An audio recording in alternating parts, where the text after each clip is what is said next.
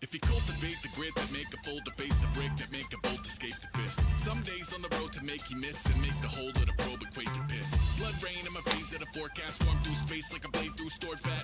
Race over the gate in a gore fest, ain't ready played to the neighborly format. Great, baited adventuring out of his norm is a lesson in mapping the doors. Anything more in the lap of the gods, anything less than imbalance ignored. Seems like even the ragtag grab bag raise eyebrows when you're wet pack quack quack. Spitfires to kiss the pitch dark, he roast a big ore, he spins a grim yarn. Sideways rain to chew the zoo up. Okay, losing a shoe in the mud. Okay, losing a shoe in the mud. Okay, losing a shoe in the mud. Sideways rain to chew the roof through. Home by 12 o'clock and 2 shoes. Home by 12 o'clock and 2 shoes. Home by 12 o'clock and 2 shoes. Sideways rain to chew the zoo up. Okay, losing a shoe in the mud. Okay, losing a shoe in the mud. Okay, losing a shoe in the mud. Sideways rain to chew the roof through. Home by 12 o'clock and 2 shoes. Home by 12 o'clock and 2 shoes. Home. The one with the red cross sprayed on the door and a mountain of mail on the porch. The one with the pit trap cloaked in the grass and a thick black smoke from the cracks. The one with the werewolf chained to a tree and a circle of flames at your feet. The one with the ominous regional lore, why which one's yours? Ignore that, don't care, toast the march of uncombed hair. It came from beyond the red coals and road flares. XO, bring his own note to the social, I'm so standoffish, nobody so seldom. Just don't. Pull to the flames, well pushed to the rope. I get the hooks in, I hold the helm down, I stand the hell up, I see myself out.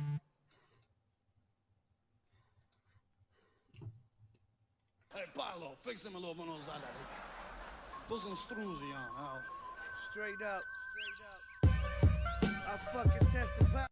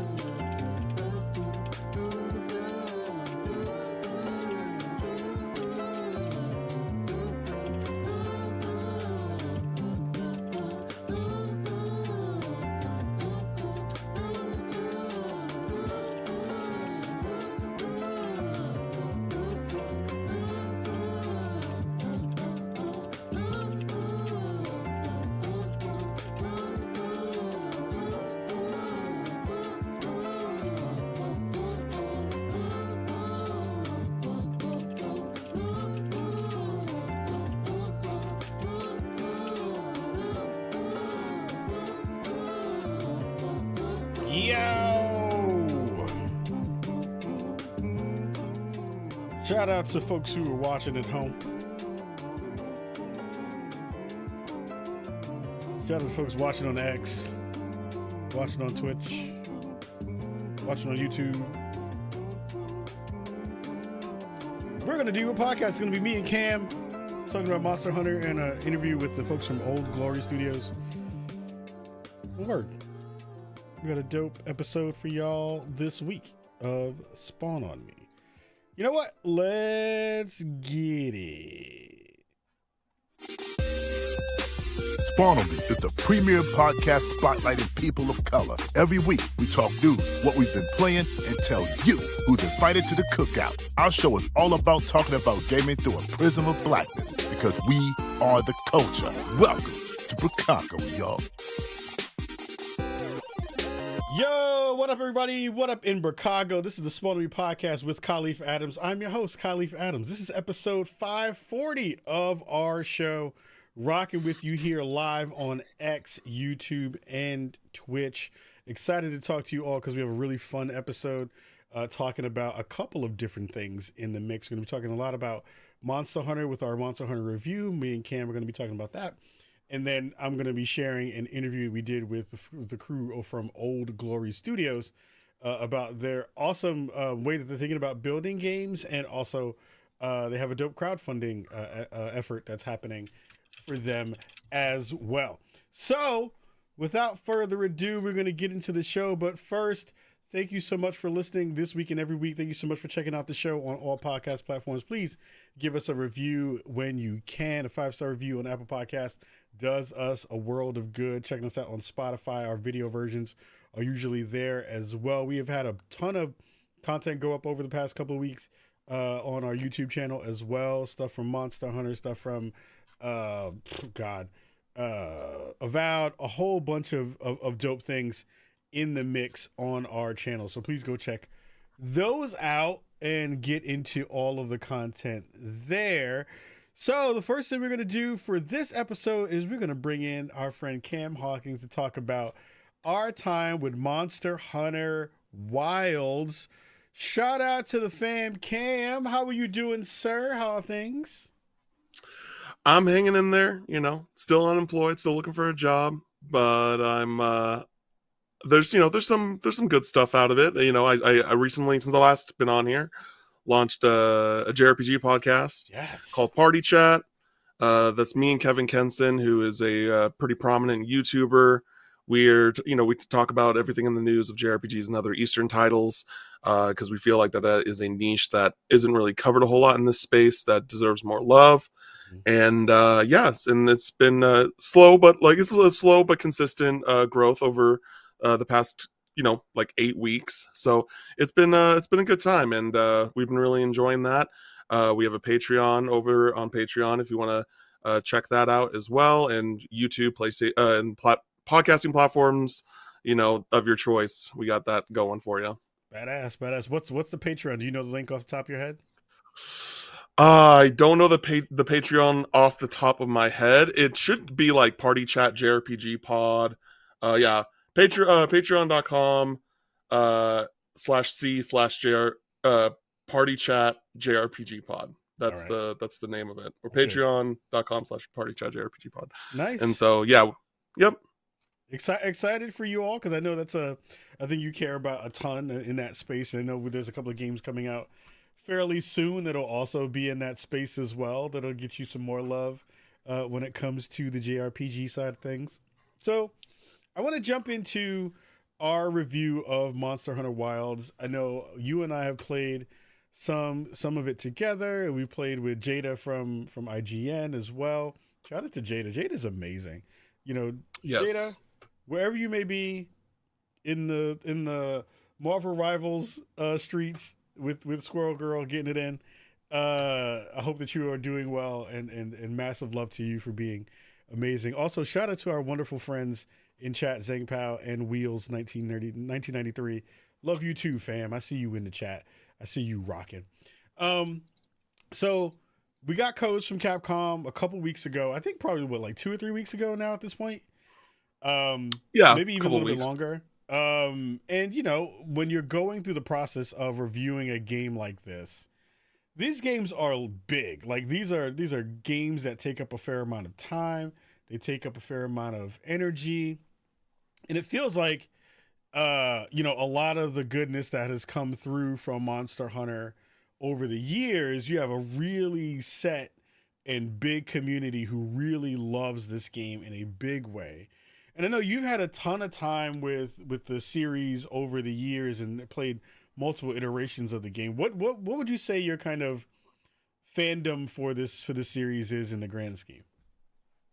I would say like I'm more than a mainstream enjoyer of Monster Hunter, but I wouldn't say I am a massive Monster Hunter fan. Like the people that have been playing this series consistently since either like the beginning on the PS2 or like where it really got its gears turning in the PSP era and then later in the 3DS era. There's there's definitely people that have been around much longer than I have. I started with World, and I do really love World, and I'm really excited to kind of talk about where Wilds kind of lands from that game, both in good ways and bad.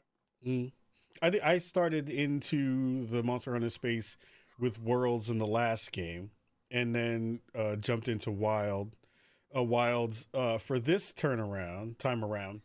And I have to say, like, I think, we got a chance to see previews at Summer Game Fest last year.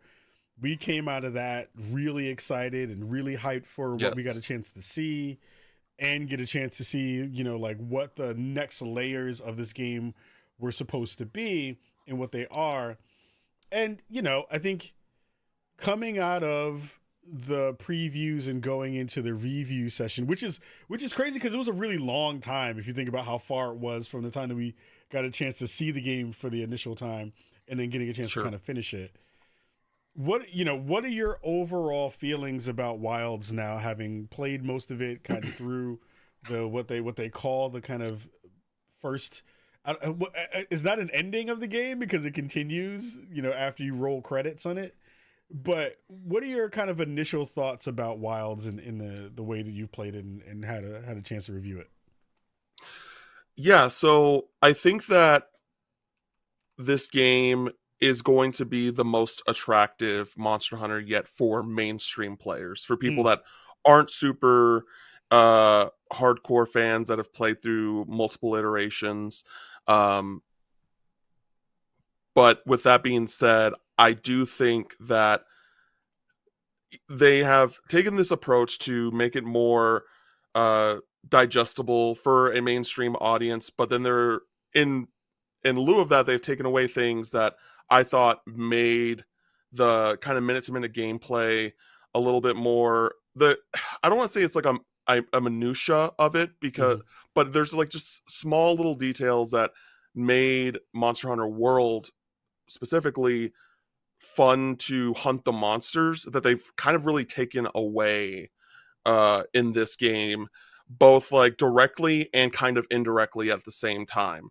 I think that the combat is definitely the best it's ever been. I think that the combat is something that, like, no notes, y'all have made it better.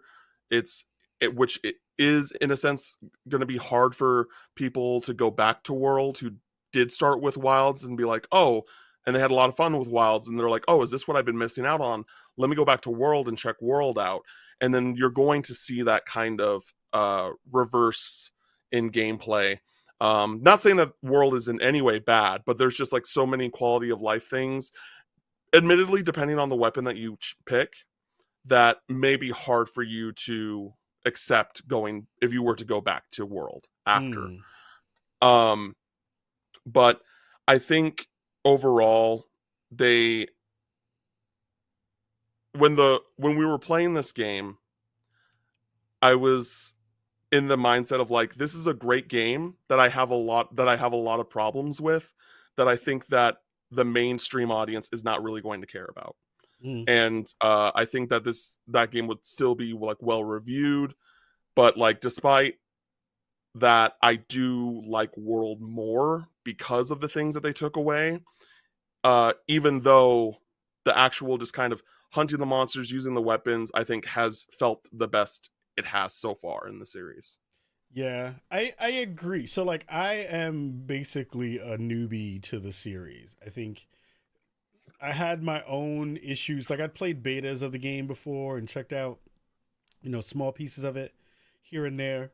I think one of the things that I always kind of came to an understanding was like, okay, here's the flow of a fight. Like, we're not even going to talk about the campaign, because the campaign really doesn't even play into the way you think about this game. I think actually, I do want to talk a little bit about it, actually, because of the way that you're introduced to monsters. And I thought you had a really good comment on it when we were playing about you kind of lose the mystique of finding and tracking so many of the monsters that you would usually go find in the world, because the story mode literally walks you through basically each one of the monsters that you're going to wind up facing in the game. Talk to me a little bit about, how that kind of played into your expectations, and then did that feel like it kind of met those or didn't meet those in the ways that you kind of played it? Yeah, so I think that World had this really great sense of exploration wonder, where you would go to a map, even if you were doing story stuff, like you would go to the map and it wouldn't just like take you straight to the monster. You still had to like kind of roam around. You pick up your resources along the way that you want to pick up, and then you would find like tracks, or you would find markings that you'd have to like shave off or something like that to like get a sense of like, oh, this came from this creature. And sometimes it is the creature that you're looking to hunt, and sometimes it's a different creature on the map, a monster on the map. And that was good. That was exciting, and that like made me feel like, hey, I'm a hunter. Like, hunters, you have to track, you have to scout for these creatures, and they kind of took that away in Wilds, where you do a quest and like it's just like, hey, we need to do this thing, and then you go on your secret and you just go to and then you're on a path, because you kind of have like a party with you, not like a traditional JRPG party, but you have like characters that you adventure with throughout the story. And no matter what happens, no matter what part of the story is, you are just going to be you're going to run into this creature one way or another. Either the creature's going to run into you, or you're going to run into the creature. And it's basically the same thing, where you just like tell everyone to get out of here, and then you and your Palico are going to take down this creature, this monster. And for me, it just kind of took away from the hunting aspect of like, or like the build up to hunting the monster.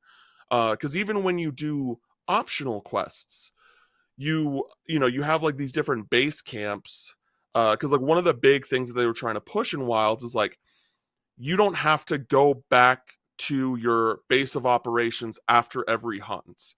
And while that is technically true, I also don't think this game does a good job at encouraging that kind of gameplay.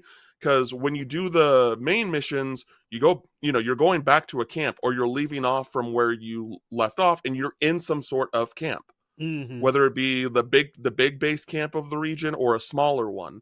And they like introduce things where you can like build a camp out in the wilds. It has the potential of being destroyed by monsters, but you can still do it. And so you're not really out there continuously like trying to hunt monsters one at a time without returning to a camp. It just doesn't really flow like that, which is a little bit of a disappointment. I kind of expected a bit more there.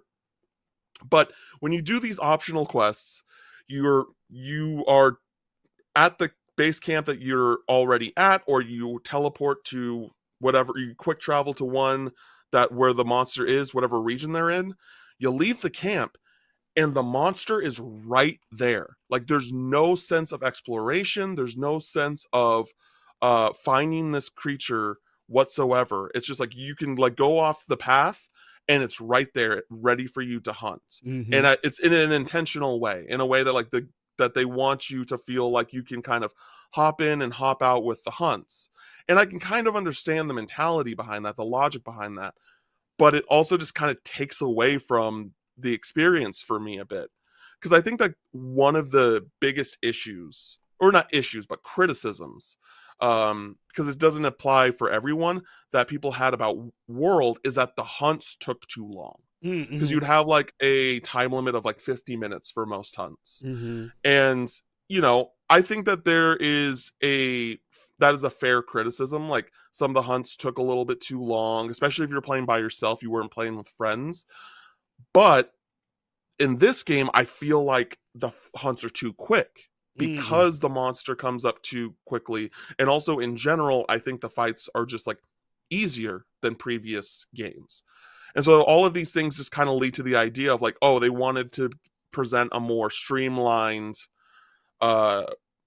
easier type experience, but then they're also trying to make this game as kind of like open world as ever before. And it kind of like, it's kind of hypocritical of each other.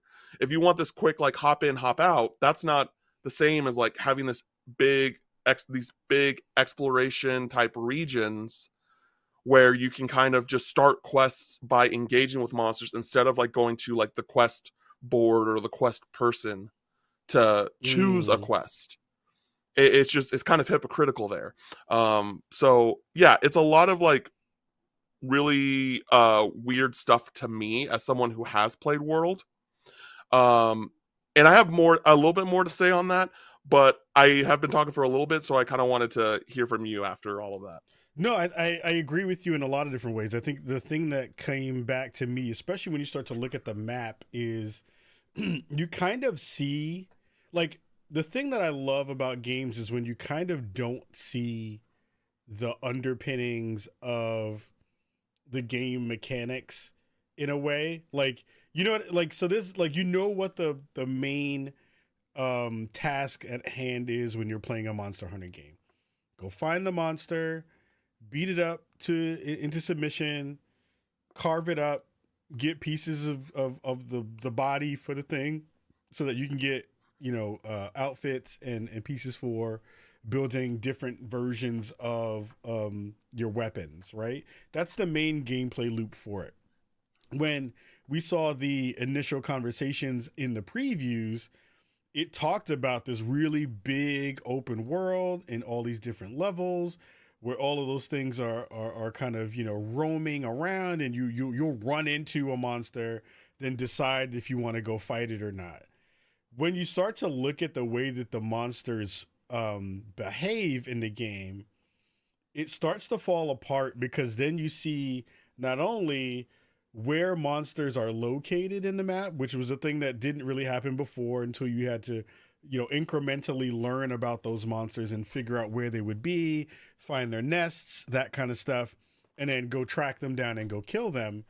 But it's interesting now because one of the things that I didn't like about Worlds was how long those fights were, like you talked about, because it was like, I'm beating the hell out of this thing, and then it just gets up and runs away, goes to some other part of the map. You go chase that thing down, go beat it up again, it runs away again, and that just didn't feel fun. This one, like you said, they've changed it in making it a little bit faster, but it showcases a little bit of like, you know, where the monsters are probably going to go on the map at that point. You can kind of see the regions where they are. They also do travel from fight to, like, in the middle of a fight from one point to another. They go between these kind of like 3 to 4 different spots on the map. And that doesn't feel as dynamic as it should either. That it feels very like you have an understanding of where things are going to happen, so you can kind of just like go there once you have map knowledge to be able to go find that thing. I haven't seen a fight yet where I was surprised by what the monster did. And that was an interesting thing. Like, once you learn the pattern, again, Monster Hunter is a game about pattern recognition. Once you learn the pattern of the fight, you understand that part. But it didn't feel like, besides the moments when monsters fight each other in the world, everything else felt very dialed into a formula, as opposed to feeling like it was dynamic in the ways that we were told it was going to be very dynamic. Like, we remember having discussions, or at least seeing, one of the things that got me so excited about the game was the weather system aspect of the game. There was a moment that we saw early, if you're watching the video version of the podcast tonight, there was a moment where, in the sandy area, this desert area, a monster kind of like opened up a sinkhole, and then other things could fall into that sinkhole. And we saw in previews, we saw like this big lightning storm. You can use the lightning storm as cover. You can basically use it to fight things and have lightning hit the monsters and do damage, all that kind of stuff. In my gameplay time, and tell me if I'm bugging, but like that didn't also seem like a thing that really came through in the game in the way that we were promoted the way the game was promoted. It didn't feel like those things came together. You were saying exactly what I was going to say after you were done talking. You were saying everything that I was going to say. Like, I think that they did, and I want to say like kudos to Capcom's marketing, because these aren't features that aren't in the game. They are in the game. Yes. But they don't happen remotely as frequently as they should. Right.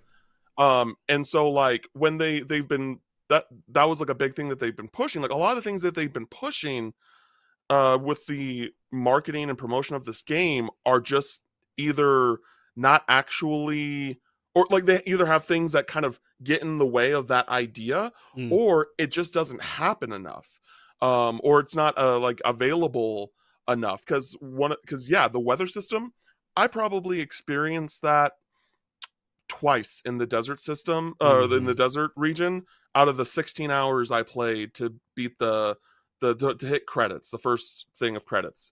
And we were actually talking about it when we were playing with Jada. Apparently there's another weather system in the forest area. I didn't see it.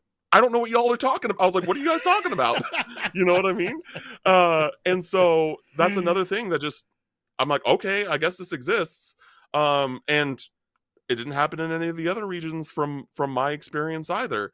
So it's one of those things where I feel like it was either a thing that doesn't happen frequently enough that I guess might happen in all the regions, or it's half-baked and they just didn't commit to it as much as they should have, which is also upsetting.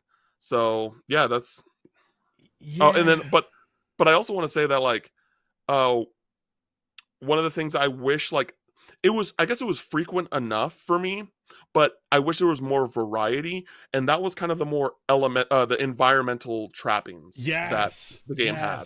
Yeah, because there were some cool stuff that they had, like oh, you have a hornet's nest, and it just basically like distracts the monster and just allows you to kind of like do whatever you want while this hornet's nest is doing that. And then there's like you can have debris, like whether it be like an ice block or a giant rock, like you can, like, if you time it correctly, you can make it land on the monster. Like there are those things, but I wish that there were more.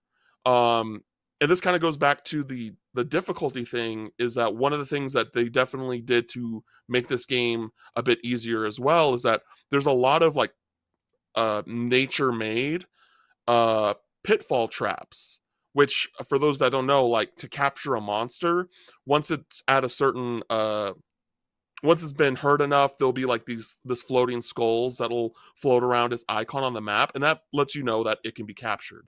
And so whether you use a pitfall trap, or there is a natural made pitfall trap that happens, or like that they run into, or your Palico drops shock traps, which is another thing that's just like feels really easy, like feels really overpowered, because you can only carry one of each trap on your person at a time. And I think it's because they know that it's just such an effective thing. But if they're close to dying and then like one of those things happen, then you don't even have to use your resources, and then you just like use your trank bombs and then you put them to sleep, and that's how you capture a monster in this game. And it's just like, it's cool that it exists, but it's also like makes the game easier than I would like it to be.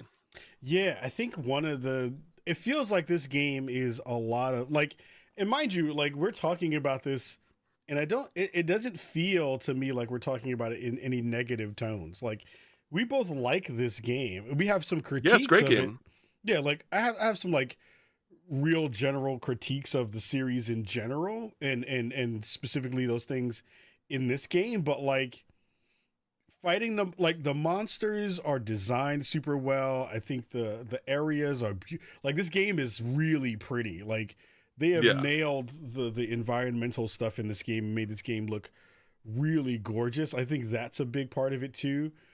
And I think the monster designs are interesting. I think some of the monster fights are even cooler once you get to like their third or, second or third kind of level of those things.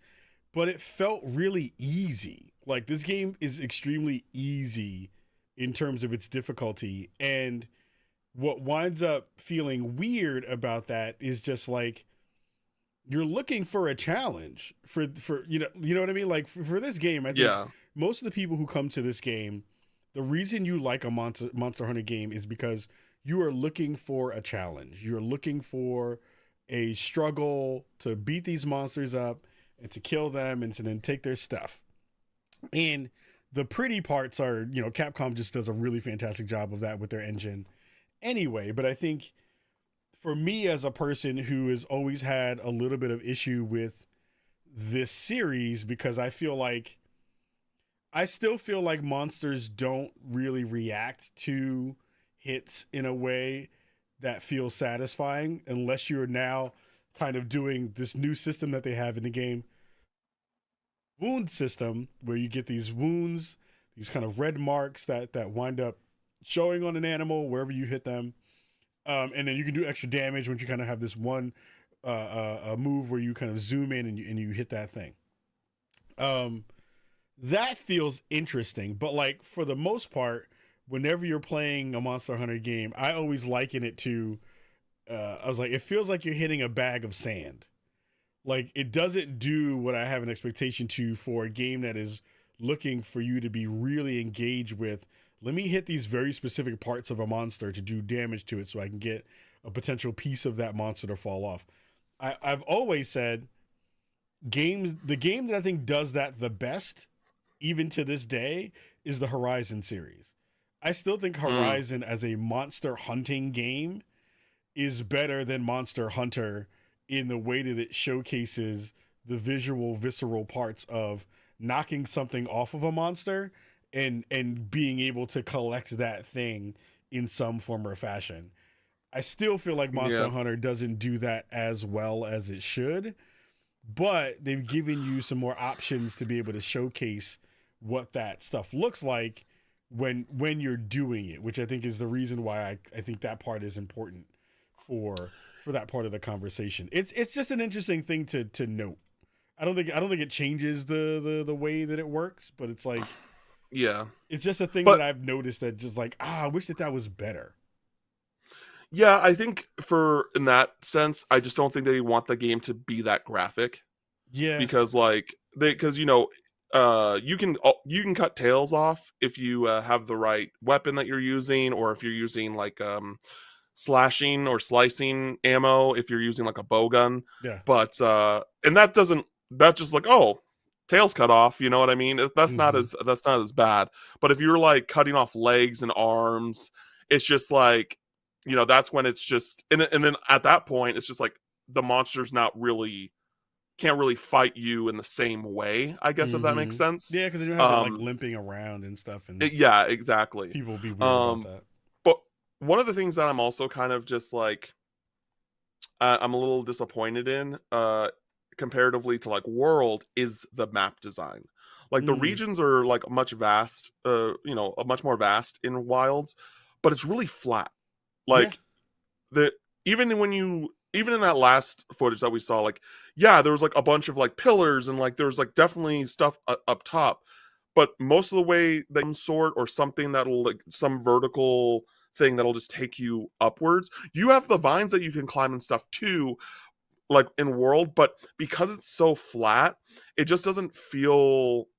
It just feels a little boring to me compared to like World, where like you are doing a lot of climbing. There's like a bunch of like waterfalls and another issue that like, I guess like another thing that I take issue with more so is that like, because when you fight the monsters and they flee, which I understand them fleeing and like that's fine with me. I don't take issue with that. But in this game, you don't need to, you know where they're going because your secret just like follows them.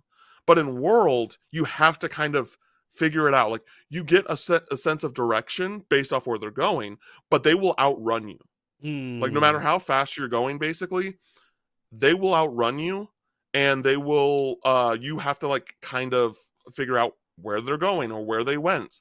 And that's like the stuff that and you know, you have the map and stuff, but because in World it was a bit more like vertical in its design, just because it says like, oh, it's right here.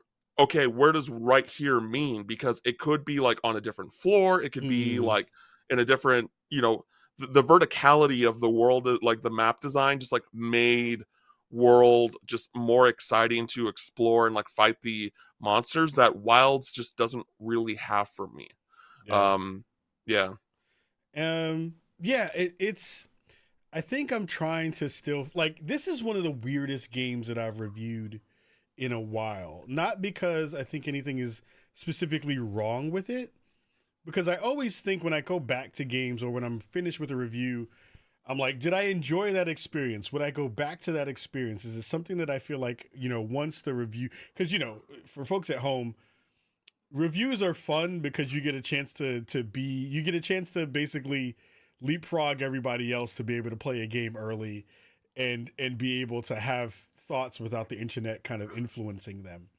But you do wind up also having this moment where you're like, I wonder how other people feel about this. One, you wonder how other people feel about it. And two, you play things differently when you do for pleasure than you do for review. Like, you're thinking about very specific things and you're tracking those things and paying attention to all of those pieces to put into a review for later. And you always wonder, at least for me, I always come back at the end. I'm like, was that fun? Did I have a good time with that part? And I'll be honest, the game wasn't as fun as I thought it should be until I got to play with you and I got to play with Jada. I agree. The multiplayer experience of the game is infinitely better than the single player experience of playing Monster Hunter. And I think that goes back for me into what is the main gameplay loop. And that main gameplay loop and mechanic, to me, isn't as interesting and exciting because you wind up leaving those sessions afterwards and being like, was that it? Okay, cool. I beat this monster. It wasn't that hard. The visceral parts of it were pretty rote because I now understand the patterns that I need to go into to go fight this thing and do that. But it winds up being, I know the exact things that I'm supposed to do every single time, and I have an expectation of what I'm going to get every single time for the most part. Like you're going back and repeating a thing for the hope of getting a roll or getting a piece of that animal that you can use to build a piece of gear that literally has some attributes to it that change what that's going to be based on your weapon and based on your armor.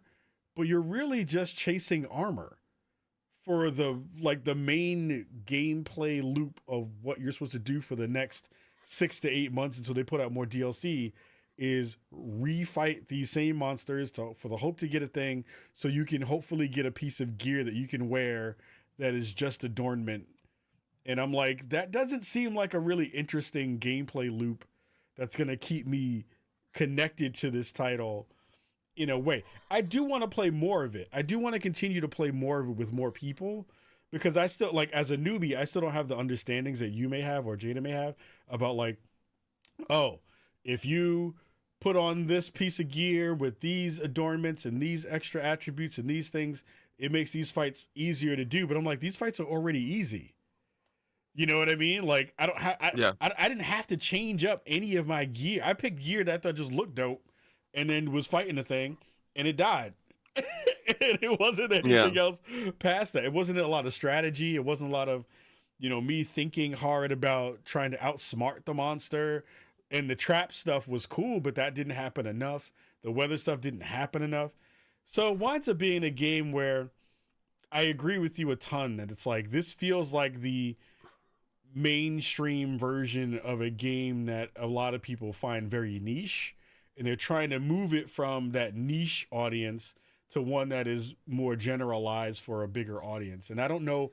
I agree with you. I wonder if that loses a little bit of the flavor that Monster Hunter fans really, really care about in those ways. What are your last thoughts about Monster Hunter Wilds? Yeah, it's interesting because like I've seen some other people talk about how World is was kind of an anomaly for its time too, kind of like how we feel about Wilds, from Worlds to Wilds. Yep.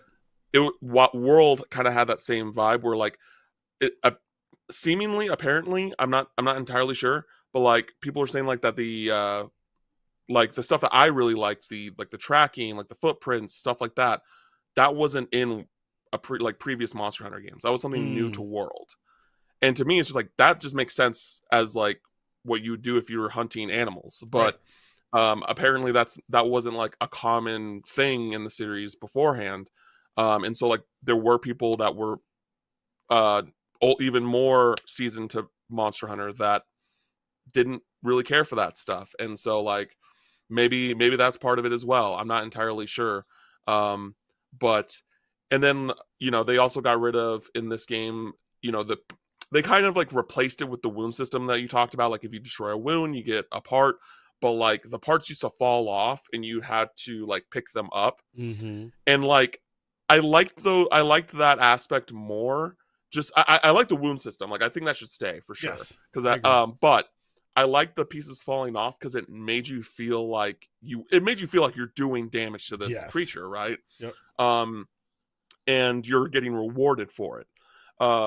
But like now if they drop something, it's basically just something for your pod launcher thing. Mm-hmm. So which just like I hardly ever use. Like the only time I ever really used it was if I had the few times that you had to fight an alpha of a group and you had to separate them from the rest of the group and to fight it. And like that's really all I ever used it for. And so it's just like they took away a lot of stuff to just make it more streamlined that I just don't like, especially because they made it such a big they wanted it to make it feel like a more vast open world. Like people were, when people first saw that reveal trailer, they were like, oh, they're Breath of the Wilding Monster Hunter, which I don't think, I don't think that they succeeded in that, even if whether or not that was what they were actually going for. Right. And overall, yeah, I think this game is similar to how like I felt about Final Fantasy VII Rebirth last year. Like that was my second favorite game of last year. I love that game. But when people want to talk to me about that game, I am talking to you about all the things that I disliked about that game, because the things I dislike about that game are the things that stick out for me more so than the good stuff. That's interesting. Yeah. It's a game that I love, but I can't help talk about the bad stuff. Yeah, I feel this game is so weird in that way. Like I feel like you have to really put on blinders, or not blinders, but you have to really kind of figure out what your expectations were. And I think for people who go into this who are just looking for a new Monster Hunter game with some new mechanics, some new interesting monsters, I think the online system of getting people in parties is still a little bit obtuse. I still think they don't do a good job of telling you how some of the systems work together. It's a very Japanese game in that way.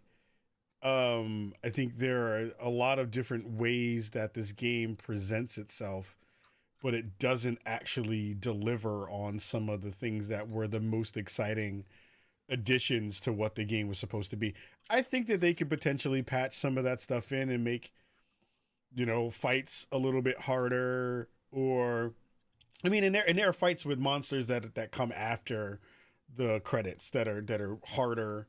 That's because it's the higher rank, right? It's the higher rank stuff, right? So I think that's also a thing that people understand. But even when fighting some of those monsters, I didn't feel like there was a ton of challenge. But again, I have to go back into that game. I'm reviewing like 5 different things right now, and go back into that game and feel if that's different. So I think, I'd love to come back to this at some point and return to this conversation to see if once we've gotten some more gear, spent more time in the world, played with more people, if it feels like, oh, we just didn't play Endgame as much as we should have to have a fuller part of the discussion be really fleshed out.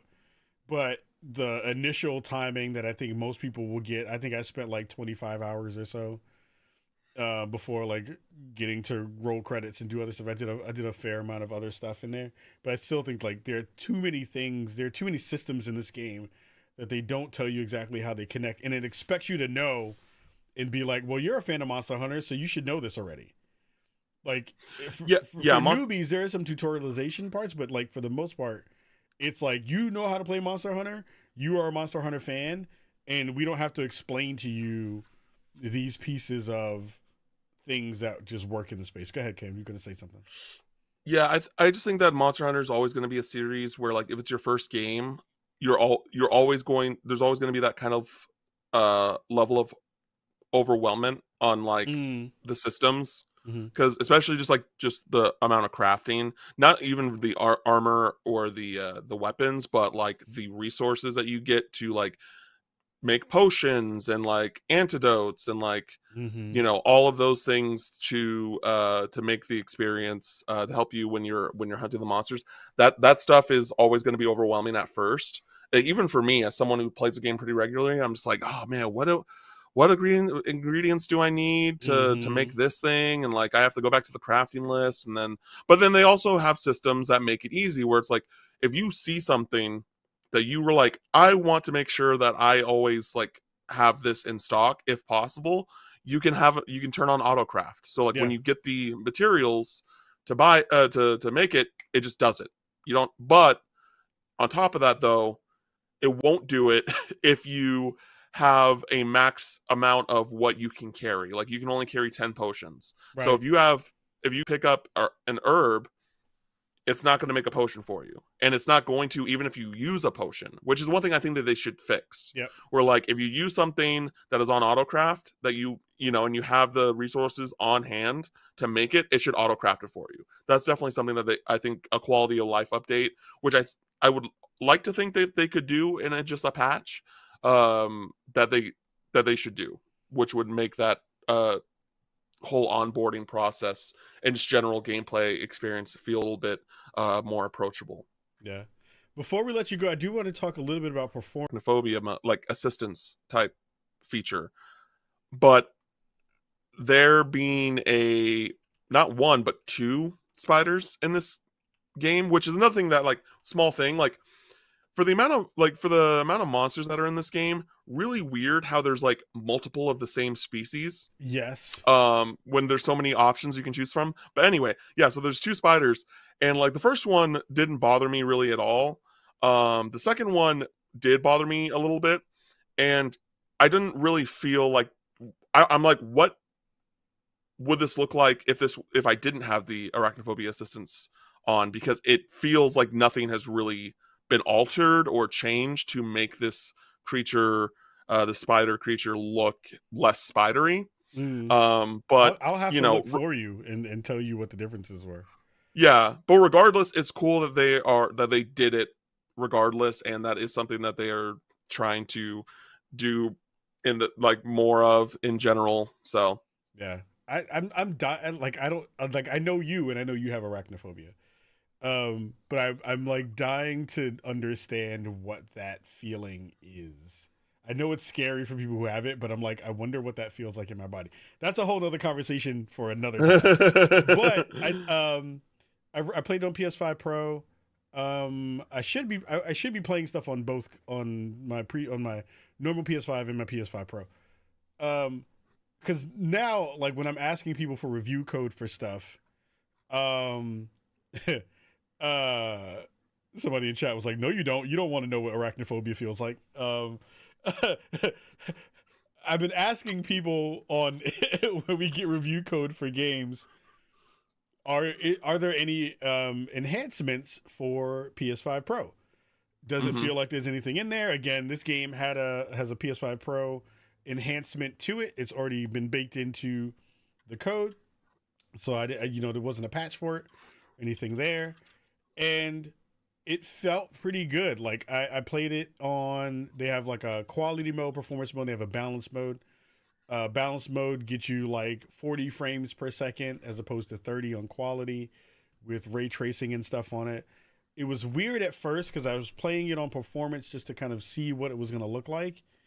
And on performance mode, it was muddy. It was like gross looking. Like when I say it was gross looking, I mean, your armor has adornment in it. It has textures to it. It has stuff like imperfections and things that you can see that makes that feel a little bit different. It looked like one big brown mass of a piece of armor. Like you couldn't see any of the things that were the details in those pieces of armor. I put it back. I put it on quality mode. All that stuff, all the pop in went away. The details came back. All that stuff, but it ran slow. Right? Slower than I expected. So I would say if you're thinking about buying this and playing it on the PS5 Pro, go into the settings, go into the uncapped frame rate mode, put it on 40 frames per second, put it on the balanced mode. That gives you the kind of best of all worlds version of what you're going to play in that game. It kind of makes me sad that I didn't get a code for PC because I do want to see what that game looks like on PC, but I'm sure it looks freaking stupid. Looks super good. But if you're in that market, if you are one of the people who did have a PS5 Pro, that's how it kind of runs on that thing. So yeah. I was just saying, I remember you mentioning that when we were playing the game and about the pop in, but I didn't really notice that when I played on Xbox. But also I didn't really look for it. So I don't know if it was like major stuff for you or if it was just like small details of pop in. But it was distracting. Yeah. That's the only reason I brought it up, because it was actually distracting. I was like, why does this game look so bad in this mode? And it shouldn't. It should look really, really good in the way that it's going to come across. So word. Wow. We said we were going to talk about this for like 30 minutes. We almost talked about it for an hour. We still have an interview to share with the folks at home. Before we let you go, Cam, give them again another pitch for your new podcast and any other things that you want to share with everybody in Chicago. Yeah, so you can just in general follow me on social media at Cam Final Mix, and yeah, we have a JRPG podcast called Party Chat, a JRPG podcast. It's me and Kevin Kenson. Where we talk about the news, what we've been playing, and the topic of the show for the week in regards to JRPGs and other Eastern titles. We are actually about to post a 1 year later spoiler cast for Final Fantasy VII Rebirth. It's technically the 29th of February, but that doesn't exist for the next 3 years. So we're dropping it tomorrow. We got a new episode up today. We have weekly episodes that go up every Thursday, Wednesday if you subscribe to our Patreon. And, we also do get reviews and hopefully in the future interview opportunities, and those just go up public when we're able to, whether it be embargo or like as quickly as we can. So that's me. Dope. Everybody in the chat, give Cam some love. Give him a whole bunch of your time and effort. Go check out the new podcast and make sure you're rocking with all of that goodness there. We're going to jump directly into interview that we did with the folks from Old Glory Studios. They're talking about their new game, their new studio, and also some of the work that they do in terms of the veteran space. These are the folks who behind this game and behind the studio are two veterans who are making games with more of a realistic spin on the combat space, and we wanted to talk to them because it sounded really cool about how they're thinking about the world and all the things that they're building for them. So we're going to say bye to Cam, because bye, Cam. And then we're going to go and hang out and go watch our interview with our folks from Old Glory Studios right about now. What's good, everybody in Chicago? We are here with our friends from Old Glory Studios. I'm very excited to talk to them for multiple reasons, but I'm really excited to talk to them about the game that they are putting out into the world and the work that they're doing, having all of this history as being veterans in the space, not only in the military, but now in the video game space. So I'm excited to have Lewis and Matt here from Old Glory Studios. Lewis and Matt, how are you both doing today?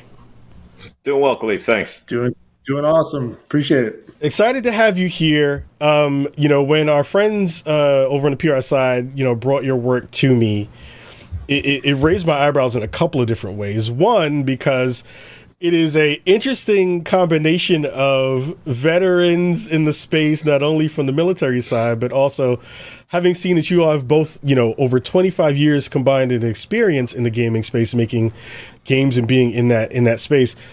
Lewis, I'm going to get to you in a second, Matt, but Lewis, talk to me about your experience of becoming a part of the game dev space. Sure. So it's a very roundabout way. It wasn't anything that I actually had on my radar, nothing I was like really aiming for. But I worked in film and in film production and also as a writer. I joined the military like after September 11th. I was actually living in Jersey City at the time.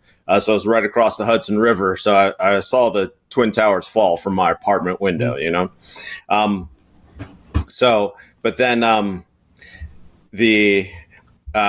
sorry, something on my computer. Sorry. Are the bane of it. Yeah. No worries. Right. No worries, Sorry. No worries. Just give me 1 second to close all this stuff. No worries. But yeah, so then basically after I got out, I got back into film and film production and in writing. So I ended up producing a few films that were documentary films that were shot in South America while I was still writing. So then an old friend of mine saw a play I'd written about some. He saw a reading of a play that I'd written about some soldiers who were stranded on a mountaintop in Afghanistan. And then a few months later, he invited me to come write for him at Ghost Recon Wildlands, where he was narrative director. So that's pretty much how I got into the industry. And, I really enjoy it. So I'm here. That's rad. Matt, give me a little bit of info about how you got into the space. Yeah, I've been wanting to get into the space my entire life. So, but like Lewis, I also joined up after 9/11. I was going to school before I joined for multimedia. It was just like the most vague degree you could ever think of. Like I had no idea what it was going to amount to or what I was going to become. I just knew graphics or movies or games, something within this area I knew I wanted to do. I just didn't know exactly what. 9/11 happened. I kind of just dropped out of school. I didn't really go. Ended up joining the military a few months later. And that kind of really gave me that 4-year period in my career to kind of just really think about what I wanted to do with the rest of my life. And I knew games is my thing. People in the barracks were always playing. We're always, LAN partying it up. Always, doing like a couple of esports competitions and stuff. Like we're kind of like really grinding it and stuff. And so that kind of like, all right, this is dope. I'm going to take a chance. So I went to school for game design, found out that level design's my jam. I could do it better than anybody in my class. And it's like, okay, this is what I want to focus on. Made a crazy portfolio in the CryEngine, and I landed my first job ever at Crytek and moved to Europe. Never even in my wildest dreams did I think I would live in Europe. And I ended up living there for almost 13 years. So it was quite the experience. So that's amazing. I mean, one of the conversations I have with a ton of the folks that I know in the, in the veteran space, I have a couple of buddies who did a couple of tours across a couple of different operations over the years. And they've been gamers for most of their lives. Like they've been playing games forever. Yep. We jump on stuff from various kinds of games. We definitely kind of sit in that kind of first person shooter space a lot when we play. Were you both gamers before this? Were you both playing stuff and digging into the game space before this? No, I mean 100%. Like Matt's saying, like in the barracks, of course, you're always playing. And in Afghanistan, we're getting lots of Halo time in. But even before that, I don't know, I'm aging myself here, but there used to be this store. There was this store called Babbage's that would give you like one disc, which would have like the first demo free. So yeah, that's how I got introduced to Doom, like on PC. And and then I was playing like, what was it, Larry Bird and Dr. J, like 1-on-1, like that old one. Yeah, that's a good one. That's a good one. I like that one. Yeah. Oh my God! So, what about you, Matt? Were you gaming those before? Come on, man! Those 4-player split screens of GoldenEye all nighters. You kidding me? Like, yeah, seriously. Like we'd have a snow day. I remember the best day was in high school, like a snow day, and me and my buddies, all of us were snowed into our house. They stayed for like the night. And whew, that was a 48 hours of 4-player split screen gold. Man. I mean, that's the thing, right? Is like when you get a chance to kind of see, you know, a thing that you really have an affinity for, and then when you start to move into a space where you're not only thinking about it in terms of the entertainment factor, but you're also thinking about like, oh wow, this might be a thing I might actually like to do as a career factor. Yes, you know, yes. I'm sure that conversation in both of your minds was like, is this a thing? Is this a thing that happens? Is this a thing that you see folks who are doing this kind of work transition into that? Here's a good question. So did you have folks who were also vets who you might have reached out to in that transition, right? I think a lot of folks, when they think about kind of moving into civilian life, they have some folks who they talk to about, you know, so, you know, how do you ground yourself again? How do you kind of move into a space where you're, you know, kind of taking yourself out of that readiness that you wind up having in those kind of combat situations in those spaces. How did it kind of work for you all in terms of finding your footing in a space like this that is so very different and has so many other new obstacles that are probably just as terrifying in some ways? But how'd you kind of make that transition too? Did you reach out to any folks specifically to kind of like get your head around it? Well, if I can, when I got out, any of the veterans that I spoke to, it was in 2004 when I got out of the military. And at that time, you know, there was still a lot of the build up for this like war on terror thing. So a lot of people were trying to recruit me into whatever agency they were working for. You know what I mean? So it was a very different kind of thing. And I was like, well, you know, I kind of want to have like a family and stuff where I get to see them sometimes. So, but you know, like those offers were all appreciated, you know, but like, yeah, like people trying to get me to join ICE, people trying to get me to join like air marshals. So, but you know, like, again, like there are a lot of people were still like very, like I was still in touch with all my New York friends, you know what I mean? Like when September 11th happened, like almost everyone I knew was on Manhattan, you know? So it was like a lot of people really still stood by me after I got out. So that was really appreciated. What about you, Matt? Yeah. Were you, because you talked about kind of jumping into game design, like really jumping in on the design side. Did you have any folks in the military space that you kind of related to that had any affinity or kind of connection to you getting started in that space? No, like this is, I guess this is just straight bootstrap. Like I just went straight forward myself. I knew that's what I wanted. Like I said, even like early days, I remember like, before like Google, I don't even, like whatever we search for on the old school internet, I can't even remember, Yahoo or something, just searching for game design. I love that we're old. Yeah. We're really dating ourselves with this episode.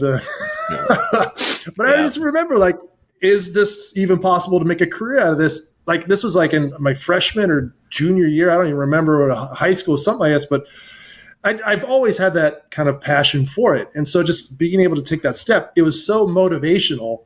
Nothing was going to get in my way. I remember when I was ETSing and basically getting out of the military, I mentioned that, if I was going to rejoin, I'd rejoin as a Ranger. And you should have seen that recruiter, the guy who was ETSing me, like his eyes lit up like, ooh, you know, you could really be a Ranger. We'll make you a sergeant. And all this. I'm like, no way. If I go back in as a Ranger and I come in as an E5, they're going to tear me. They're going to eat me alive. Like this is like this guy from driving, you know, Bradley tanks. And now he wants to be an infantry Ranger. It's like, no, they're going to just destroy me. And my mom would kill me too. Like, what are you doing? You're supposed to come out of the military. I was just like, they tried to kind of keep me in, but it's just like, I'm going to this school. I'm going to learn it. I'm going to try my best. And it's like, I sucked in high school. I was not a good student. Like I was maybe like a C student, like average or below. Like I just didn't have any real motivation. But when I went to school for game design and I knew that's what I wanted to do, my GPA was 3.8. You know, I loved every minute of the classes. Like I really struggled in the programming class, but everything else, man, I really put my mind to it and hammered it. I can't front. I mean, now that I've kind of, I balance a line of being in the game dev space and also doing this as my main hobby. But I remember I took a programming class and my brain fell out of my head. I was like, oh, totally. This is what this is? It's just not for me, man. It's a different mindset. It's like, it's a different, it's literally its own language. And if you don't get it and you don't speak it, you're struggling, man. That's what I was doing. So. Yeah, I rock with that. Trust me, I'm team C student for a minute. Yeah, I was. Yes. I'm in that boat a little bit too. One of the cool things that I read on your website, and we're going to talk a little bit about, we're going to talk a lot about Outflank in a second. Sure. But one of the things I really appreciated was this, again, using the information and the experience that you had in the military to make realistic and really kind of profound experiences in the game space. I think me as a person who, some of my favorite games are first person shooters. I'm a huge Battlefield fan. It's the reason our name of our show is called Spawn on Me, is because I'm a Battlefield fan. Yeah. What are some of the things that you, while playing some of those games, became some drivers for you that you were like, this is nothing like what this actually is, and we want to rectify that in the games that we make. I'm curious to hear your thoughts about that, because that's really, really interesting. So if I could start, like, please. This is back before I was actually in the game industry, but I got out, and then like the Rainbow Six games that were out, like I think it was Rainbow Six 2 or something that I was playing, right? Mm-hmm. And like, what was great about that is that you have this fire team of AI guys that could come with you, right? But like, whenever we went through a door, like I would always get pissed off because they'd always go the wrong place, So like, they're not supposed to go there because like in the military, they literally make things, they dumb it down so much so that literally anybody can do it. Like, like on the Claymore mines, that they have a sign that say face towards enemy, right? And it's because you're going to have some Joe who's dumb as rocks who needs that, right? So that's why I couldn't understand, why can't the AI just go where they're supposed to go when you go through a door? But yeah. Oh, Matt, any thoughts on that? Because I think that's really interesting. Of like, how's that work? Oh yeah, this is the idea, I guess, of just what it's like being shot at. In my opinion, is just not really portrayed well in the games when I grew up. Like, we'll take Battlefield. We'll take Battlefield 3, I think, or 2. It might have even been just going into that sniper scope and just aiming down the scope right at a machine gunner as bullets are just zinging past your crosshair and just pop one bullet, they're gone. Like, that kind of situation to me just really grinded my gears, where you should be fearing for your life in this situation. Like, one of those bullets could kill you, and you're already under fire, and yet you're steady as a calm as a Hindu cow, right? So it's like, it's just one of those situations where it just kind of stuck with me. It's like, man, like, we are trained in the military just to at least from when I was in, maybe Lewis was trained a bit different, just send bullets at the enemy. F with their head, get in their mind and, dominate the field with firepower, fix, flank, and finish. It's kind of the 3 Fs. And so a lot of the games that I was playing just weren't portraying this in a way. And I was just like, you could totally I started creating design documents or, design methods in my head to kind of come up with this concept. And it's been sticking around with me, man, forever, almost 21 years now. The same kind of concept has been mucking about in this noggin here. And I'm just... Now we're starting to make it a real thing. So yeah, I mean, my buddy, he's our best sniper whenever we play anything, and the translation. And we would sit down and have so many conversations about because I was super curious about how do some of the things you learned in training and in real time battle, how does that translate to what you're playing right now? And I would ask him, hey, I'm trying to zero in on this. How do I do this properly in a way that feels good with this? And he would tell me, he's like, all right, you gotta adjust for this win here. Like, there's how many downrange in this way. Like, you got to pay attention to certain things. And then I would try that, and it wouldn't work. And he would do it, and it'd be instant kills for him. And I thought that was fascinating because it's a thing that you don't necessarily think of. It's having those very specific skills bringing into a space like gaming. So it makes me think a lot about what you're all doing with Outflank and how you're bringing in some of that knowledge into the game. So I want to give you both a chance to talk about what the game is and how you're thinking about game design in that specific way, for players that might be coming in and checking on it. Cool. Go ahead, Matt. Yeah. Yeah, I would say it's a I hesitate to even say tactical. It'd be like a strategic FPS, mainly focused with the esports model, and we're just kind of trying to wrap this system around replayability, dynamic environments, player-driven environments, destruction, construction, and just overall this kind of like very heavy team-oriented focused play style. So when it comes to the design, I'm really, again, trying to harken back to what I was just talking about with like the sniper aiming down the scope and bullets whizzing past. We have kind of two forms of combat. There's the open field combat, and then you have the close quarter CQB combat. And with that open field combat, it should feel almost like a different style of strategy or play tactics for the players to kind of overcome to get in close. And that's where these larger open field skills and teamwork comes into play. Again, the fix, flank, and finish. But once you get in close, now you got to finish, right? That's the hard part. And that's where the CQB stuff comes in, the close quarter combat.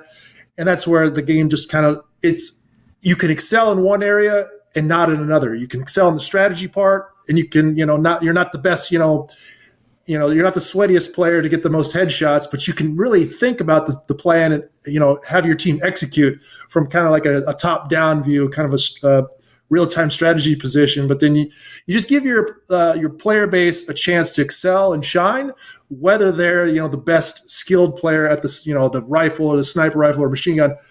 There's something here for everybody. And I'm just trying, like I said, I think it's easy to learn, hard to master. So for me, that's kind of really where we want to focus. And so combining all those elements together is really delivering this really special package.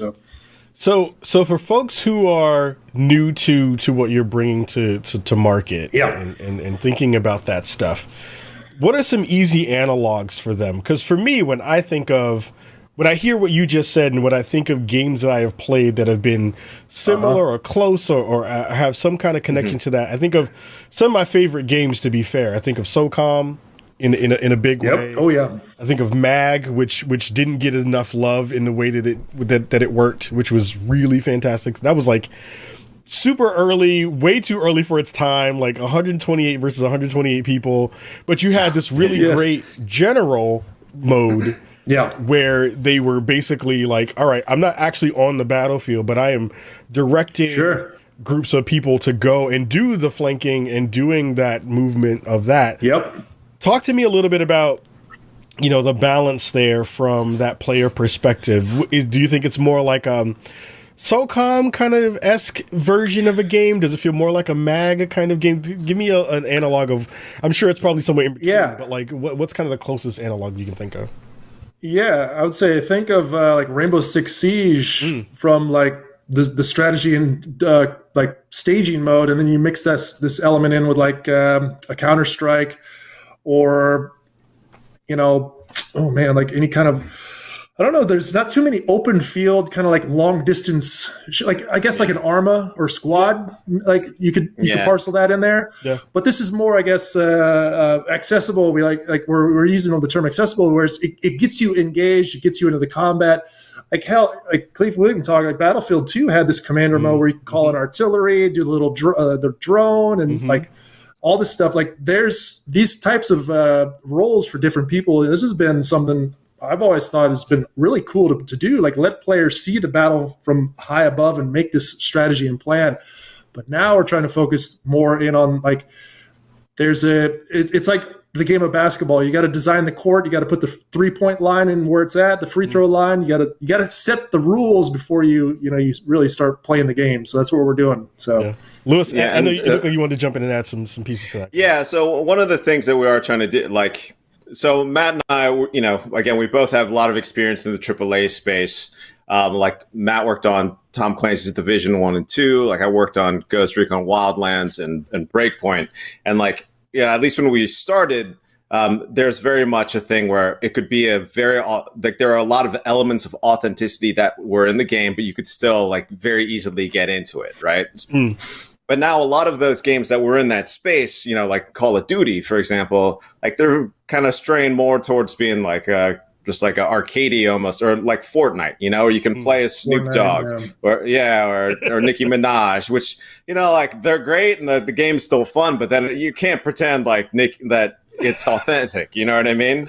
But then like the games we were talking about, like you're wondering about Nicki Minaj on the battlefield, aren't you? It's too many thoughts running through my mind when you say that. And none of them are reasonable. Just imagine me the guy being killed by Nicki Minaj on the battlefield. So. I mean, exactly. I don't want someone running at me full speed, rapping at me while they're trying to kill me.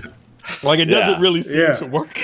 Exactly. But then on the other side of the spectrum, though, then you have games like Squad and like Arma, and those are pretty like hardcore. You know what I mean? Like some of the, depending on who you're playing with, like they might, you know, make you call them by their rank or something. You know what I mean? Yeah. So, you know, but there's like this. So, you know, when Matt came to me with his idea, like it was very clear that there's a big gap in the market now. Like these games that are accessible but still felt authentic were kind of going away. So we're like, well, this is what we like to play. So we're gonna try and put something that's in here. Yeah. I think, and just to add on that, sorry, just like we're not trying to follow any trends with this. Like it's like the extraction shooter kind of trend, the battle royale trend.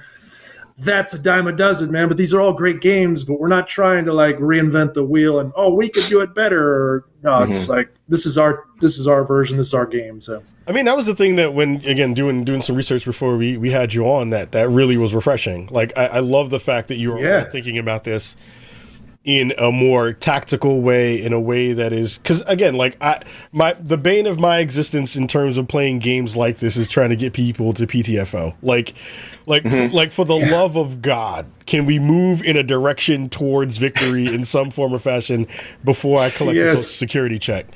And it's like it's hard to do because like people wrangling is the hardest thing to do when it comes to games like this. So it sounds like. You know, I want to hear your thoughts about that, actually, because I think for games like this, for me, success is always about the not only just the minute-to-minute minutia of, you know, completing a task and getting to the end goal, but it's a lot of it is camaraderie. It's a lot of it is just like, you know, how do we get folks together who can pay attention and do something together towards a common goal? What's your philosophy around getting people to play the fucking objective and figure those things out? How do you all think about that from a kind of game design perspective? Sure. Well, we're definitely trying to get a lot of that stuff baked in, you know, like we want to make the game very easy for people to team up and to actually establish a team.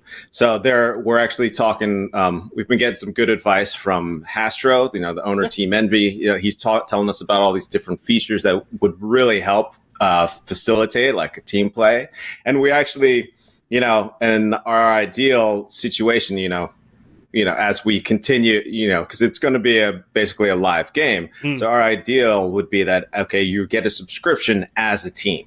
You know, so then whatever, you know, like vanity items or weapons that you get them as a team, you know, so that way, because again, like going back to Ghost Recon, like I know, like I love those fans and I know that they love like the personalization. So very often they'll like all squat up and they'll all like dress like, you know, the same like SWAT team or whatever from, you know, LA or something. I don't know. But then like, you know, we'll be able to be like, okay, well, your team has all this, you know, you all will have this helmet or, you know what I mean? Or this like outfit. And then, so, and then we also want to personalize it even more, you know, in terms of, you know, like if, you know, going back to Team Envy, if Team Envy plays, they'll be able to have their emblem in the game or, you know, if the West Point like esports team is playing in the game, they'll have that flag flying over their headquarters, you know? I heard you talk a little bit about this in multiple spaces and other interviews and on your website, but there is a focus here on esports in a way that is kind of, you know, baked into what you're trying to get into for Outflank and some of the other titles that you're thinking about later down the line. Talk to me a little bit about where you kind of see this fitting in that larger ecosystem, right? I feel like, you know, people when they think of esports still think of Counter-Strike, they think of League of Legends and all those things. But like tactical shooters besides Rainbow Six, there really aren't a lot at all. Bingo. So I'd love to hear your thoughts about where this kind of fits in that larger tent. No, you're absolutely right. Like, again, like exactly what Lewis was saying, there's a huge gap in this market with the casual and like the authentic. It's like, this is I believe it's a market ripe to be cornered, and I'm literally looking at this from the outside in. Like there is, like you got, like you said, the squads, the Armas that do it really well. These games are great for reenactment for hardcore players, but it's very intimidating to find the right server, to find the community, to find like you're in to actually play this in a more hardcore, I guess, competitive mode. You got to know a guy who knows a guy, and then he's got to show you the website. But what we're trying to do is centralize this community. I use the example, like we want to be the NFL we want to be like, set this up where, the teams are like, the Cowboys, the 49ers, but they're all wrapped in this, umbrella. And we would have one, personally, I want like 1 to 2 clicks maximum from you being able to join the best team in our entire league within our tool set. Like to me, that shows that anybody can join, load in the game, and like has a chance to play for the best. And it shouldn't take you multiple attempts or multiple avenues or links to follow to find that in. And so once you have that and you wrap that around and set up where these teams can actually manage themselves, and like if you're going to be playing for the Cowboys, you get Cowboys apparel. The Cowboys have this many helmets and this many jerseys to choose from. Well, then if you're it's like Michael Jordan playing for the Bulls, and then he goes to the Washington Wizards. It's just gonna feel weird. You're just not playing for the same team. It's a different style. It's a different time and different take on it. So that's what we really want. Your character should be your team, and you should really like feel like you have something unique. So when you leave this military, you feel kind of like either disconnected or just kind of like, you got to find your new path in life. So that's what we're going for. Yeah, I think the biggest barrier to a lot of those games is just like onboarding and getting folks together. 100%. Like I remember being on game battles back in the day. That's also dating me. Yes. In terms of how long I've been playing stuff competitively. But like, it's so hard to find squads and to find people who tell me about are like mega competitive in a way that you're like, look, I have 2 hours to play before somebody in the house gets mad at me, or I got to go do something. Can we do this in a way that actually matters and tries to play? Sorry, so that's the beauty of it. Yeah. So one of the things too that we've found, just like is basically like lurking in different Reddit threads, is that a lot of the people in the milsim space would like to see like a milsim that's an esport.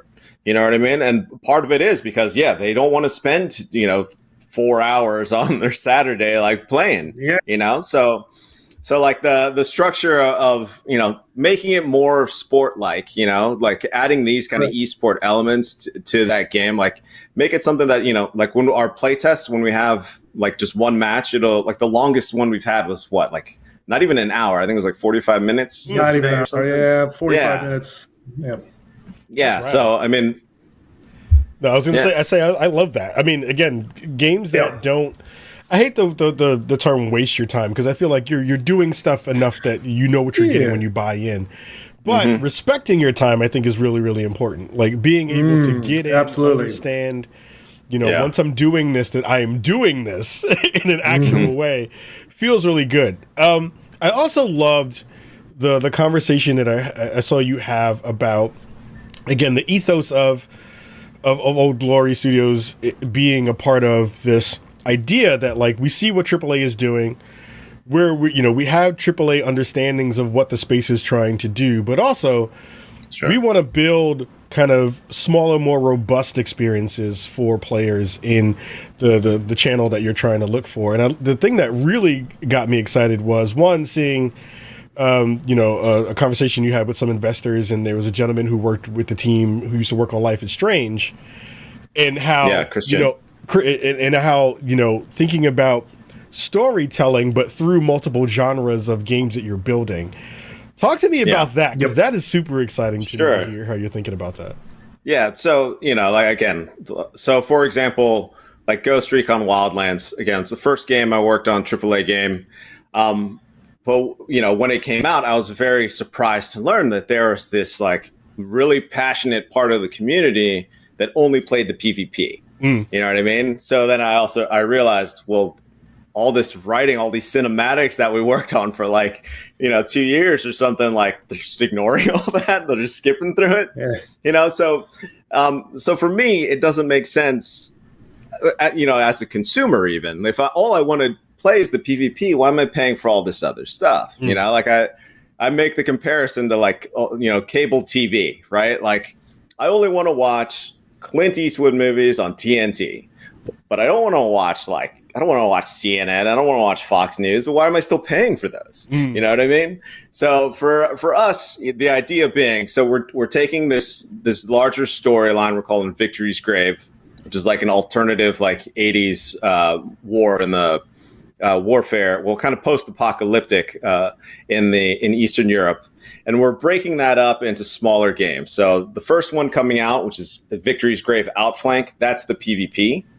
And then later on in this year, we're hoping to start pre-production on the more narrative-focused game, which would, right now, Christian Devine, the writer from Life is Strange, is attached as a creative director for that. So if people want just the PvP, they don't have to deal with the narrative at all, because very often in AAA games, the PvP is gated by the narrative, but if people want a narrative story, they don't have to deal with the PvP at all, but then if people want both, they can buy both, and then the narrative experience of their experience of living in that world will be much broader, they'll have a deeper experience with it. Yeah. So that's really the idea. It feels like also a really fantastic space to do environmental storytelling in so many different ways, right? Like you're 100%. 100%. Because when you have those, you have your maps and you have the spaces that are there, and the confines of that, and kind of seeing the world that you're in, while you're also kind of engaging in firefights and things like that. It's an interesting kind of example or a way to kind of do that work. That sounds really, really, really, really cool to be able to kind of think about it in that way. That's rad. So actually, that actually comes back to how Matt and I met each other. Yeah. So we were working together at Shark Mob, which has that game Exoborn, which they announced. Well, they announced it, but now they haven't actually announced the release date, I think, right? No, not yet. But they keep having play tests and stuff, right? But Matt was the lead level designer, and I was working on the narrative team. So we collaborated a lot because we knew what the genre of the game was roughly going to be. So we knew that a lot of the narrative would have to be told through the environment, So there's a lot of there, honestly, for me, it's some of the best collaboration I've ever had with environment art and level design. So, exactly what you're saying, the storyline is going to be there in the space, as well as, when we do something that's more what's traditionally thought of as narrative. So when you think about, because I love, weirdly, I love movies around Vietnam and some of the stories there. Yeah. Like I grew up, again, born in '78, child of the '80s. So Platoon was a huge movie for me. Yeah. Watching that stuff. Deep Cut, Hamburger Hill is still a fantastic. Oh yeah. Oh my God. Yeah. Beautiful. Yeah. That movie was just beautiful. There's some cheese ball in that though. There's just a little cheese ball of this 101st guy. Right? So. Me as a civvy, I don't know. I'm expecting this to be exactly kind of how things were. And then when I talk to friends who actually serve, they're like, fam, that's not it. Yeah. But I bring that up to talk to both of you around the kind of narrative space. What are some of the things that, besides your own personal experiences, some of the media that you consume that influence, pieces and tidbits of, the way you want the kind of Victory's Grave stories to kind of revolve around? Yeah, well, again, for us, a lot of it of our experience in the video game space is, for me, it's especially as narrative, it's been kind of a struggle to actually portray military life, or just soldier, military service members, the way that I understand them to be. So I don't know if you've played the Ghost Recon games, but Ghost Recon Wildlands, people love or hate the writing in that, but basically they kind of left us alone to write what we wanted. So that, if you talk to service members, they will say, yeah, that's how we talk shit to each other. You know what I mean? But as opposed to, but then in Breakpoint, there's a lot more kind of top-down control, especially after John Bernthal came on board. Yeah. So you know, it's a lot of my game writing career. You know, again, these are great games. There's a lot of great, you know, stuff that goes into it. But a lot of my career has been, you know, either French or Canadian people telling me, oh, this is how like American spec ops are supposed to behave. They're just going to be ultra disciplined and like robots, you know, and it really gets tiresome. And actually, like, in a way, it's like insulting, you know what I mean? So they're like, well, this is how you're supposed to have been. You know, why aren't you like this? Why don't you write people like this? You know? So, but yeah, so that, again, like from the cultural side, that's definitely something that we try to bring in. And again, like you talked about like other media, I guess that we might see it. Again, for me, like a lot of the more recent like military films, like again, like technically amazing, right? Like Saving Private Ryan, like, you know, there's definitely stuff in there that feels, you know, in terms of the combat and the action, that feels correct. But then at the same time, like it's still very much, for me anyway, it doesn't feel as realistic as it for me. So again, like I studied film. For me, it's very much a movie about war movies as opposed to a movie that portrays it, you know? Yeah. So, because very often, like when you watch, you'd be like, oh yeah, that scene was in Big Red 1 that came out in like the 80s, you know, with I don't know, Mark Hamill in it, you know? Yeah, I mean, as a big Full Metal Jacket fan, it's like, you know, seeing all the pieces there, and again, talking to folks who have served, and then being like our Discord chat for the homies who served, and we play a lot of first person shooters.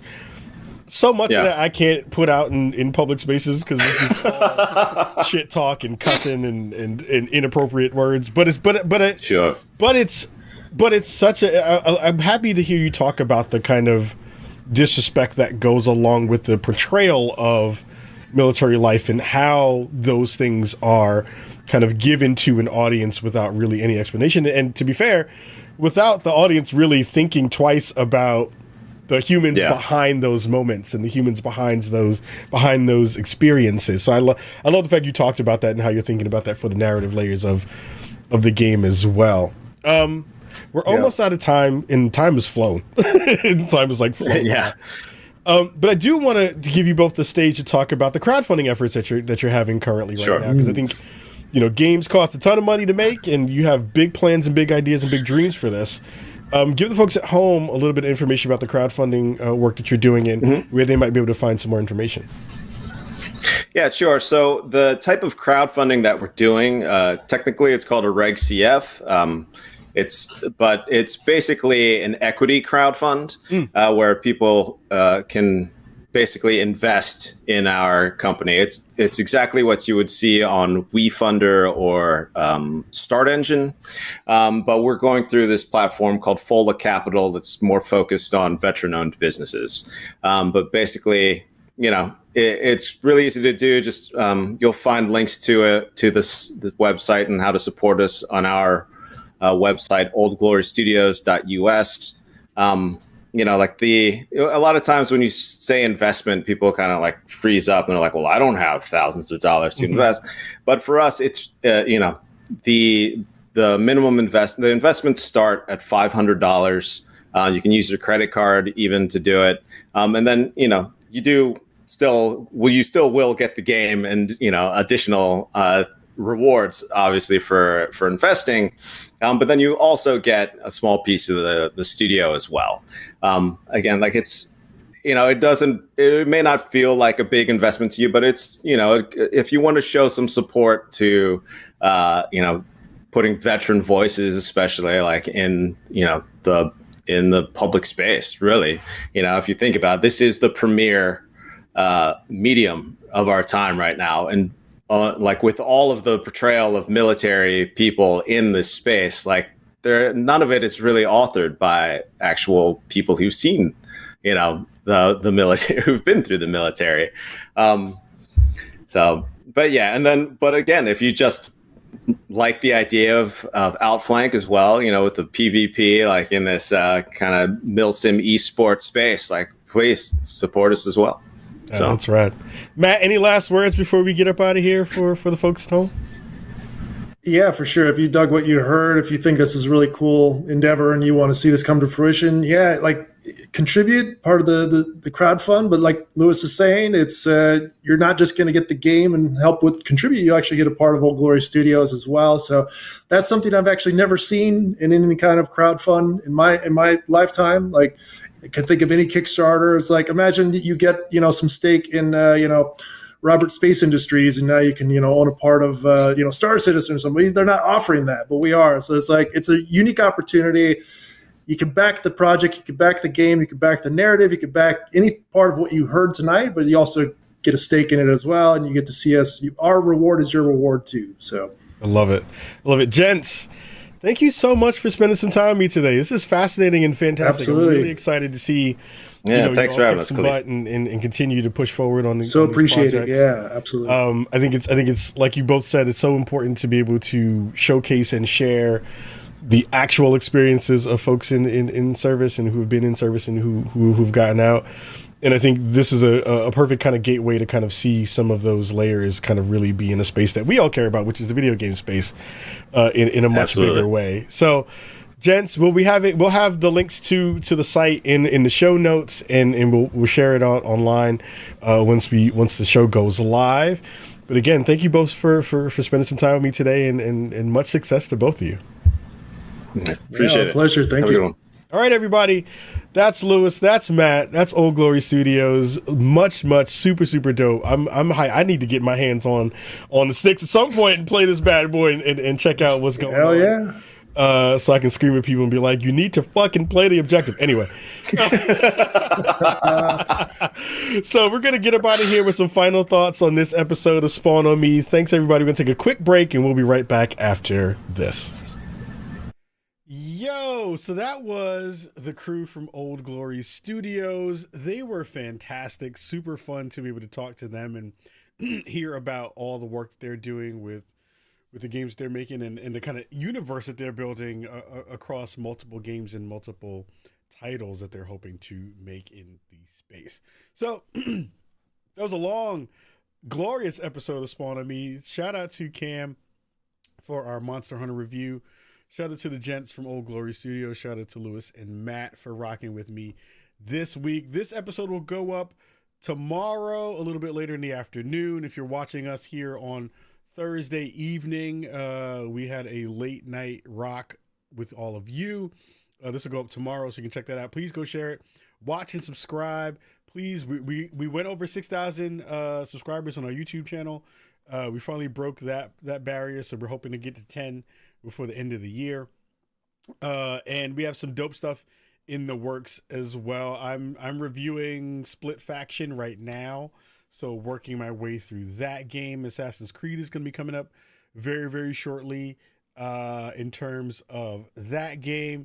There's a couple of things that are coming up. And then GDC is coming up in a couple of weeks in March. And I have some appointments to check out some dope games as well when I head down to San Francisco to go talk to some devs and talk about what we are all doing in this video game industry that is bugging out. We didn't even talk about Monolith closing. There's a lot of things to discuss in that respect too. I mean, again, I think the grand scheme of that discussion is just like, man, that Wonder Woman game sounded really, really cool. And it sounded like it was going through a lot of different changes throughout its development cycle, development life. And that wound up causing a lot of issues in terms of what WB was trying to get done and what was happening in that space. You know, former Spawn on Me host, Tanya DePass was working there. And she's no longer working there now because Monolith is closed, and so many other folks that we know who are working on that game and working on that and working on a bunch of other stuff in that space are now looking for work in the industry that is, having a really rough couple of years. So we want to give them massive love and massive props to them for all those folks. And yeah, the Split Fiction, we're going to be talking about that very, very soon. And a couple of other games as well. I'm still working through Yakuza, the Pirate Yakuza.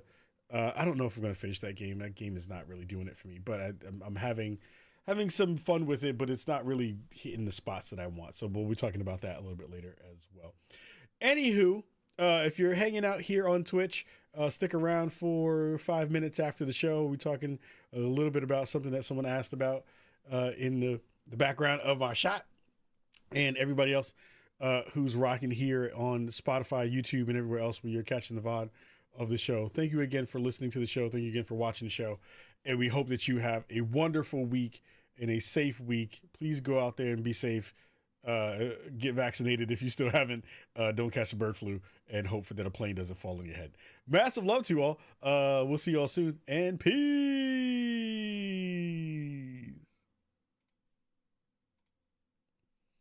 All right, Zang, you were asking me about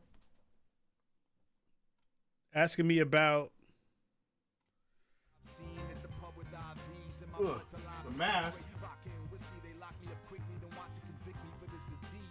So when they sent over the Avowed stuff, the Avowed goodies, they sent over this dope mask, which is basically the main character, the main baddie in the game. This joint is dope. This joint is like super. It's like good. This is like a heavy mask. It's really dope. It's like very, very well made.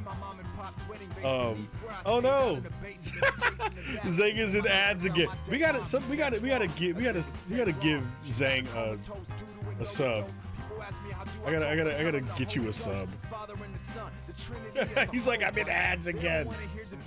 Hold on, can I get this man some subs? Can I get him a sub? Where's Zang at? Hold on. There's gotta be a way. Can I gift the sub? Where is it at? Try as I can, can't shake my faith. I told the devil, like, go ahead, make my day to infinity and beyond the sun's what I see past. And one more bar and I'm done like a relapse. Zang Pat, we're gonna hook you up.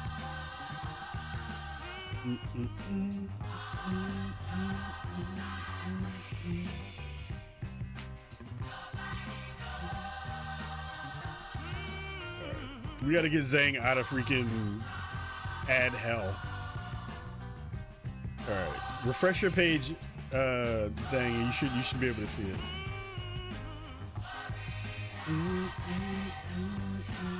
Okay. Let me know if you can see things. Oh, I gotta run upstairs in a second. Because my door is about to ring. I just ordered some groceries. So I gotta go upstairs. Oh yeah, they're almost here. Really quick. So yeah, it's a mask from Avowed. It's very, very well made. It's like super high quality. It's very, very dope. They hooked it up. They hooked your boy up in a real way. So it's good stuff. It's dope. People keep getting mad at me for getting free shit, and I'm like, work hard. Why don't you work hard and do what I've been doing for 10 freaking years? Then you can get cool free shit too, bruh. Anyway, I gotta go run upstairs and go get the door. I'll see y'all soon. Much love to you all. Have a wonderful weekend. And much love to you all. Y'all are fucking dope. Be dope out in the world. Give people some love. And I'll catch y'all soon. Peace, peace.